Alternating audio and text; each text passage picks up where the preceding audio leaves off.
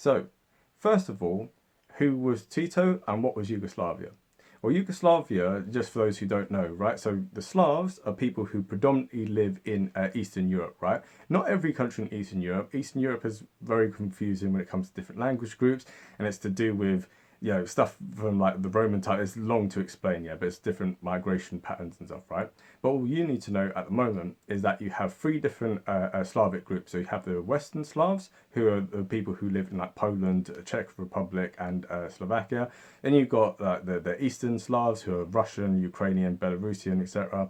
And then you've got the Southern Slavs, right? And these are people who tend to live in Serbia, in Croatia, in Bulgaria, etc. These kind of countries, right? So within this, you have what's known as Yugoslavia. Yugoslavia comes from the common Slavic word. So I know a little bit of Russian, so I know that Yug means south in Russian. So Yugoslavia means the land of the Southern Slavs, right? So that's the meaning of Yugoslavia. So Yugoslavia hasn't always existed, right? And it currently doesn't exist now. So many of you guys will not know much of the history of this. So that's what we're going to kind of explain in this video. So within what would later become Yugoslavia, you had multiple different ethnic groups here. So you had the Slovenes, you had the Croats, you had the Serbs, you had the Macedonians, the Kosovans, etc., etc. And obviously like the Bosnians as well, of course. Don't want to forget any different groups within this, right? And the Montenegrins, I just remembered another one, right? But the point is this, right? You had someone called Josip Broz, who would later be known as Tito. That was his revolutionary name. And this man was someone who was half Slovene and half Croat. And, he was a very brave person. Like he went and fought within World War One for the Austro-Hungarian Empire. So, most people know a little bit about the Austrian-Hungarian Empire. So what you end up having was basically patchwork of different ethnicities, yeah. And that's because the borders of this were kind of drawn before the advent of the nation state. So the idea of nationhood and stuff, yeah, for most places in Europe and stuff, yeah, a very new idea, right? Countries that we think of like Germany, Italy, all these different places, right? They didn't exist 200 years ago. These are very, very recent phenomena in the grand scheme of things. So the Austro-Hungarian Empire ended up fighting in World War One on the same side as the Germans. And so Josip Tito, when he ended up signing up for military service, he ended up fighting on the side of Austria, right? And when he was sent to the Eastern Front to go fight the Russians captured him in 1915.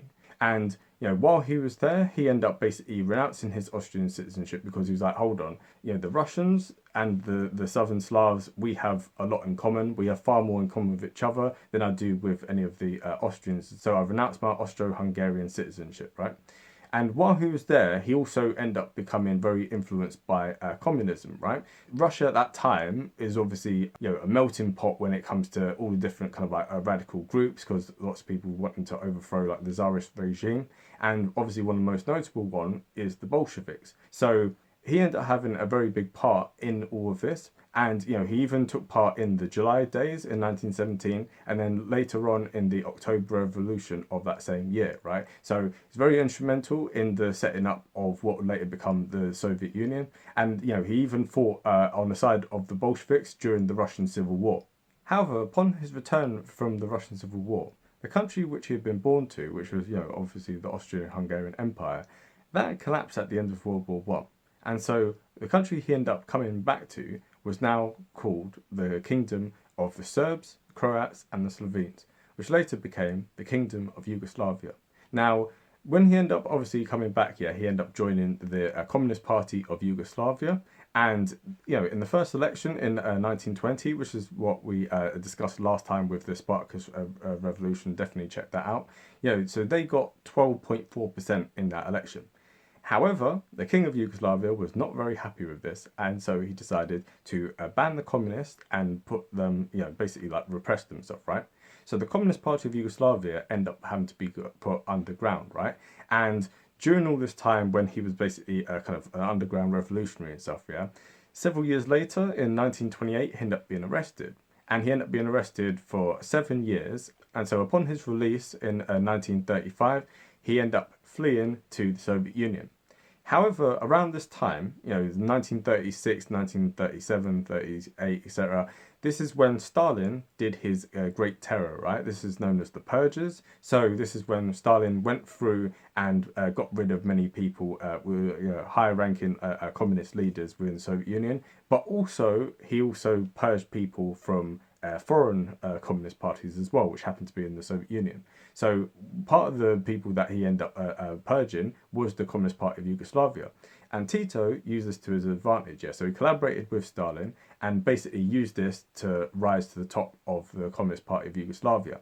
Now, when World War II broke out, yeah, and the Germans and the Italians invaded Yugoslavia, Tito ended up coming back and he ended up being a communist partisan there. So obviously he was fighting against the Germans, fighting against the Italians, and he was fighting against local militia groups that were there, such as the I think the Ukazi, I can't pronounce it, I might have said it wrong. But either way, these basically collaborators within Yugoslavia. So really, really bloody civil war there. And he was, he kind of rose to prominence during this time. And during the Civil War, this is when you have the alternative scenario, which we're going to kind of be looking at, right? So you had Otto Skorzeny, who was a very prominent person within the SS, and he was part of like the SD, which was like the intelligence branch of the SS. And this person was very, he was incredibly ruthless, of course, but also he was very instrumental in the freeing of Mussolini, right? So Mussolini had been captured in 1943, and he managed to have a daring kind of paragliding expedition, basically, that went and rescued Mussolini, right? So this man was he was almost kind of like some sort of James Bond figure, right? And Hitler ended up saying, right, we need to get rid of this guy Tito because he's a major threat within Yugoslavia. And so Skorzeny ended up, having to orchestrate the capture or killing of Tito. However, Skorzeny ended up getting some intelligence that the plan had been foiled and that it had been infiltrated by the partisans, and so they knew that an attack was coming. But this is one of the funny things, right? Hitler encouraged the different intelligence branches, to compete with each other, right? And also, with the SS and the army as well. So everyone who was like below Hitler ended up competing with each other. Even like his subordinates like Goering and Himmler, etc., etc. They were all encouraged to hate each other because by them all fighting each other and competing, first of all, it's the kind of Darwinian thing of survival of the fittest, yeah. And second of all, if everyone's fighting with each other, it means that no one's trying to fight with Hitler and stuff, right? So Hitler ends up being in charge, and no one is there to threaten him because there's no collaboration because everyone's in it for themselves. So this was a major problem, right? Because Skorzeny, found out about this, but he didn't pass this on to the Waffen SS. He didn't pass this on to anyone else, right? And so the secret that it had been foiled ended up kind of just being kept a secret. And so when the Germans sent in 12,000 troops, some of these paratroopers as well, and they had heavy bombing, heavy aerial bombardment of the camp as well. And this was up against 12,000 to 16,000 Yugoslav partisans led by Tito, right? But because they knew that the attack was coming, they end up, they were very well prepared for it. And so as a result of this, almost 600 Germans end up being dead. And the Yugoslav partisans only lost 127. And then also as well, some people were captured. So for instance, there was a British intelligence officer who was there called Colonel Jack Churchill. As far as I'm aware, no relation to Churchill himself. But anyway, so he was captured, but Tito was able to get away.